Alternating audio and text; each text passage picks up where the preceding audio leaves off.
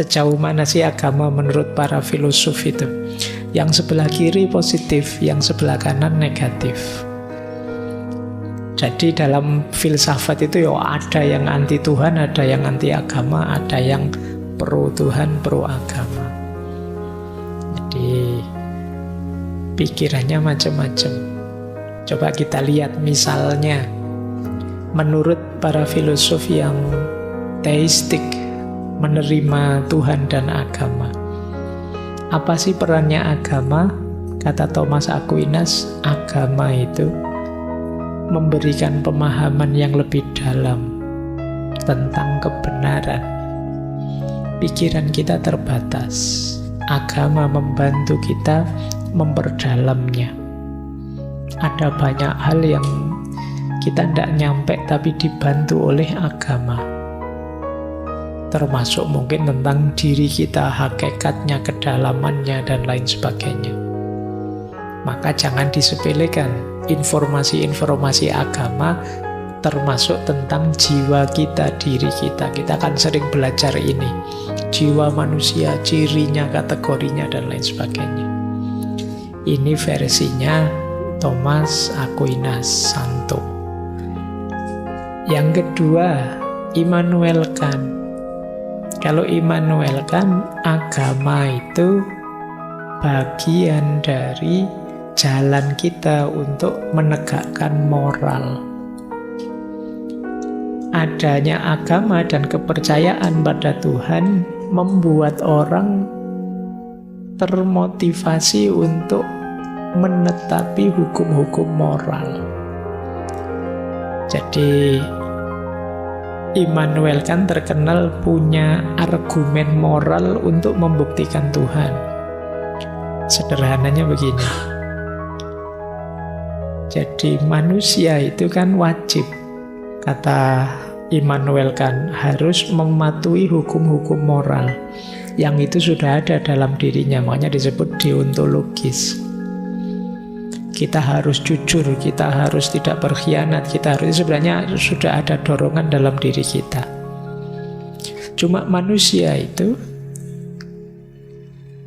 kurang terdorong untuk melakukan moral kalau tanpa dukungan agama dan Tuhan. Kenapa begitu?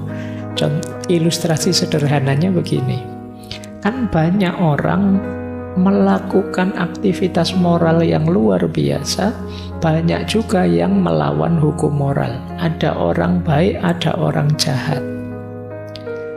Nah, sementara kalau kita lihat dalam hidupnya, kadang orang baik ini susah terus hidupnya.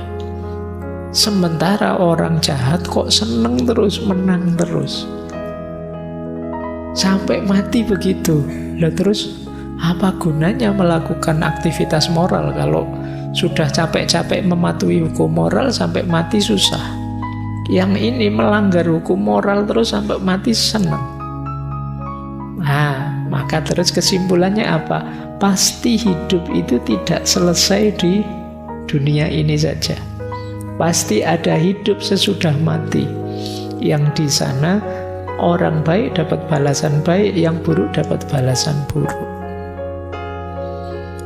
Nah, siapa panitianya mungkin ya di akhirat nanti yang menyelenggarakan hukum bagi yang baik dan balasan bagi yang buruk? Tentu saja Tuhan. Tidak mungkin manusia yang dihisap kok. Yang menghisap Tuhan. Jadi Tuhan pasti ada dalam rangka moral.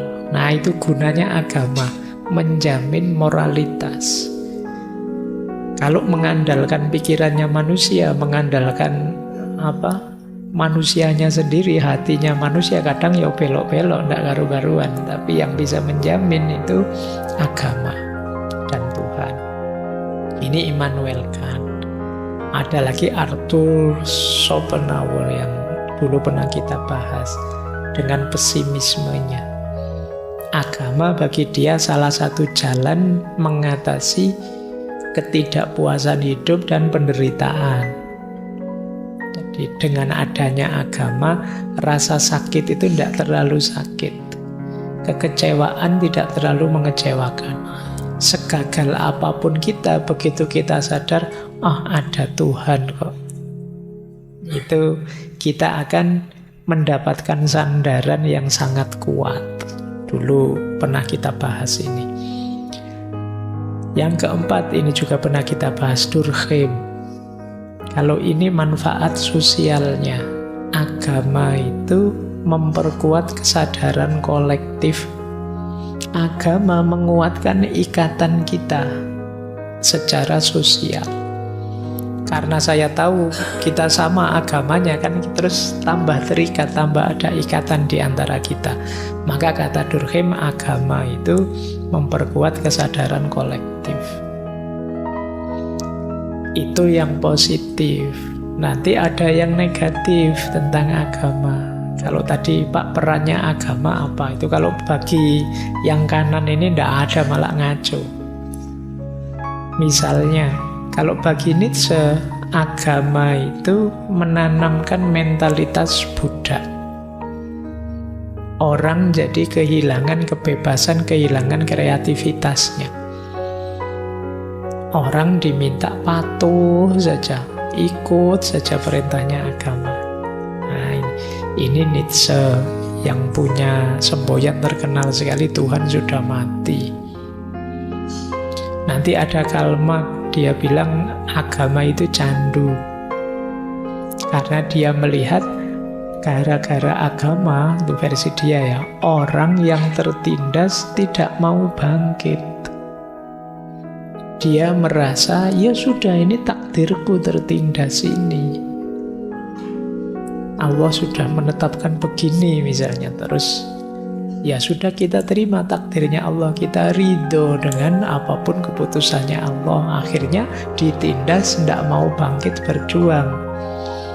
Makanya dia menyebutnya semacam candu. Orang kecanduan itu kan dia tidak sadar situasi realnya yang tertindas. Ini versinya Karl Marx. Nanti ada lagi versinya Russell. Kalau versinya Russell, Allah membahas agama itu tidak ada ujungnya, wong metafisik, tidak bisa dibuktikan. Mending agnostik saja. Saya beberapa kali membaca online itu ada perdebatan tentang agnostisisme. Ya, orang seperti Russell ini bilang bahwa ada benar atau tidak, akal kita tidak nyampe. Ya sudah, kalau akal kita tidak nyampe, ya kita menghindar saja, agnostik saja. Baik, jadi ini peran agama. Kalau para filosof ada pro, ada yang kontra. Ya tentu saja kita yang beragama, kita yang teis, lebih prefer ke yang pro. Tapi kita lihat dulu yang dari aspek kejiwaan.